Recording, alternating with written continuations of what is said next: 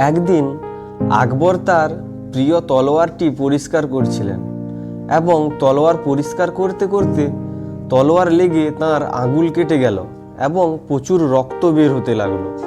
সেই সময় মহারাজের প্রিয় বীরবল ও সেখানে ছিল। সে বলল, মহারাজ, যা হয় ভালোর জন্যই হয়।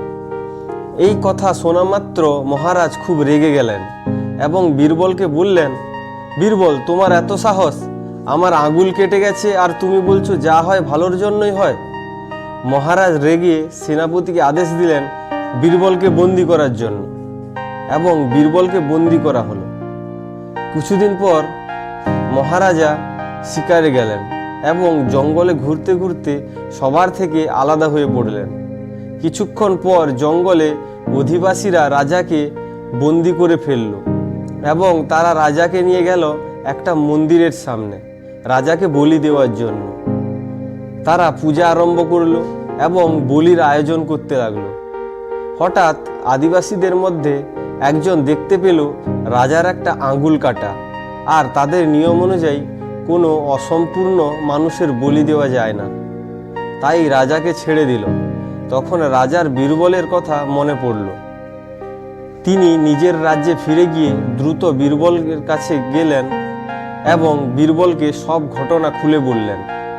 সব শোনার পর বীরবল বলল, আমি তো আগেই বলেছিলাম মহারাজ, যা হয় ভালোর জন্যই হয়। মহারাজ এবার বললেন, আচ্ছা, সে না হয় বুঝলাম আমার সঙ্গে ভালো হয়েছে, কিন্তু তোমার সঙ্গে কি ভালো হয়েছে শুনি। তখন বীরবল হেসে বলল, আমার সঙ্গে তো আরো ভালো হয়েছে মহারাজ। মহারাজ এবার একটু অবাক হয়ে বললেন, কিভাবে? বীরবল বলল, দেখুন মহারাজ, আপনি যদি আমাকে জেলে বন্দি না করতেন তাহলে আমিও আপনার সঙ্গে শিকারে যেতাম, আর ওরা আপনার তো আঙুল কাটা আছে বলে আপনাকে ছেড়ে দিত, কিন্তু আমাকে ওরা বলি দিয়ে দিত। সুতরাং যা হয় ভালোর জন্যই হয়। আমাদের জীবনেও মাঝে মাঝে এমন খারাপ কিছু হয় যার জন্য মনে হয় আমার সঙ্গে এত খারাপ কি করে হতে পারে। আসলে যেটাকে আমরা এত খারাপ ভাবি, আসলে সেটা ততটাও খারাপ নয়, উল্টে ভালো কিছু হয় আমাদের জন্য, কিন্তু তা আমরা বুঝতে পারি না। এটা বোঝার জন্য শুধুমাত্র সময়ের প্রয়োজন।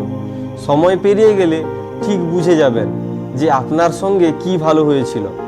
আচ্ছা, ভাবুন তো এমন কোনো ঘটনা যা আপনার সঙ্গে অতীতে হয়েছে এবং তখন আপনার খুব খারাপ লেগেছিল, আর এখন ভাবুন তার জন্য আপনার কি কি ভালো হয়েছে বা হচ্ছে। তাই যা হয় ভালোর জন্যই হয়।